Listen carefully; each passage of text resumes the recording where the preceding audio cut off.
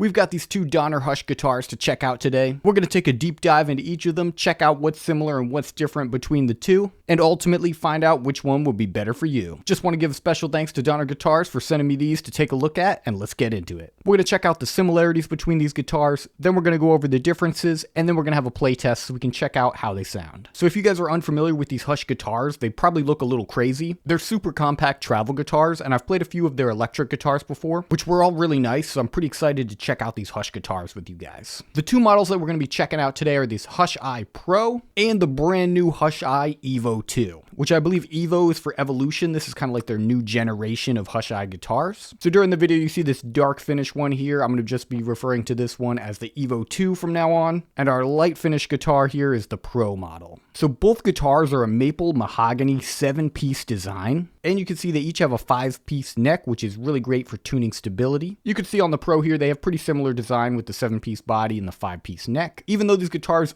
do appear super small, the scale length from your nut to your bridge is 24.75 inches, which is going to be the same as many guitar brands that you've played before, such as Gibson or Epiphone. They all use that scale length. They both come stock with 11 gauge acoustic guitar steel strings, and the setup right out of the box is pretty nice on both, not too high action or anything like that. Also, one of the best features about these Donner guitars that I really love is they have this zero edge fret design, where the frets are rounded off so nicely they don't actually come to the edge of the guitar. So there's no possibility of any fret sprout or anything scratching up your hands. Really awesome design. I don't know why other companies don't do that more often. Both guitars also have a headphone jack and a custom under saddle pickup here, so you can plug out into your amp when you're ready to play. If you guys aren't familiar with headless guitars, you'll notice we don't have any tuning pegs up here. So how do you tune it? Just down here. Just adjust the tuning with these handy knobs down here. You could do it by hand, or if you feel like it, it also has this little magnetic thing right here. Both guitars have one of these. You can stick it right in the top of these tuning pegs here and just adjust it like that if you like.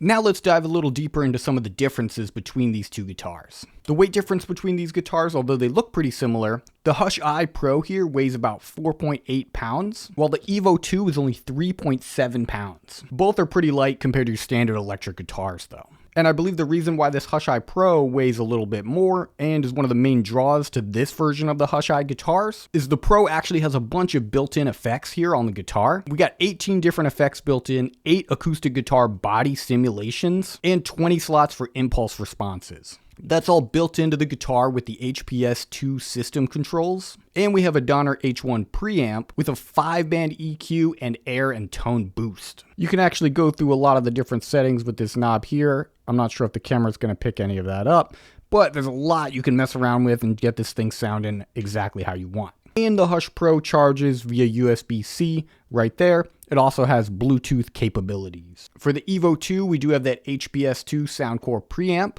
and we do still have some electronics on this one as well. You're going to have your volume and your EQ controls, as well as a built-in tuner there, if you can see that. And we have speaker and headphone output. The headphone jack in particular on these guitars is really great because if you're not plugged in, these are going to be pretty quiet and you can hear everything you need to from the headphones without bothering anybody that you're living with or whatever you've got going on. This one is not rechargeable, but it does use a 9-volt battery pack.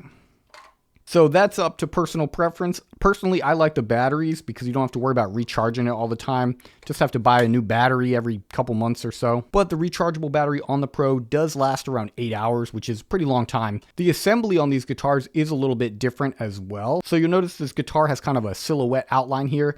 This thing comes off, as well as the bottom one, so you can get it in the case, which is super small. Both the cases right here, we'll get into them in a minute. To take apart the EVO2, we have these hand screws here, which are really straightforward. You just unscrew them like that. And then you can take this part right off, and it's going to get even smaller, so it'll fit in the case. For the assembly, you just line it up with the holes there. Goes in really easy. Take your hand screw, put it back in there, screw it in, and then you're good to go. Pretty straightforward setup. For the Pro model, it has the older design of the Donner guitars. It has this kind of locking mechanism right here. There's no screws or anything on this one. You just pull the locking mechanism out, and then it comes right out. If you want to put it back in, just lift up the locking mechanism like that. Shove it right back in there, and you're good to go. Both of them are super quick and easy to set up. I think it just comes down to personal preference for that. The design on the newer EVO models does look a little bit cleaner though. You don't have that locking mechanism there to worry about. On the EVO2, we do have an HPL fretboard that's super resistant to temperature and humidity changes. And on the Pro, we have a more traditional fretboard. You can get either rosewood, maple, or laurel fretboard. We got the rosewood on this one, so if you're more into the classic wooden fretboard styles, you can go with one of those. And the Pro model does have the truss rod wheel at the base of the neck here, which I really like. I wish every guitar would do one of these.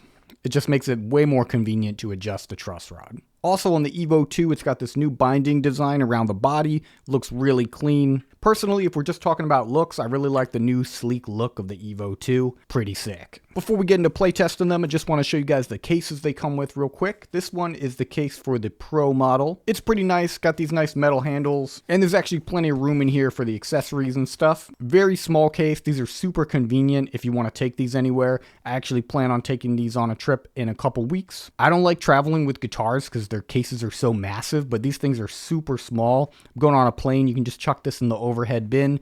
Not going to be a big deal at all. And here's the new case design for the EVO2. This one is just a tiny bit sleeker, and I think I prefer this new case design. Both of the metal guitar silhouette body parts go right in here, and that's what it looks like on the inside. You can fit the guitar in there nice and snug. I really like this newer case design. And both guitars do come with some accessories. You get your cable, cleaning cloth, and they're even included with a pair of earbud headphones. Now that we've got the specs out of the way, let's check out how these things sound. I'm just going to be running directly from the guitar into my audio interface so you guys can hear the raw recording. No extra effects or anything is going to be added to these.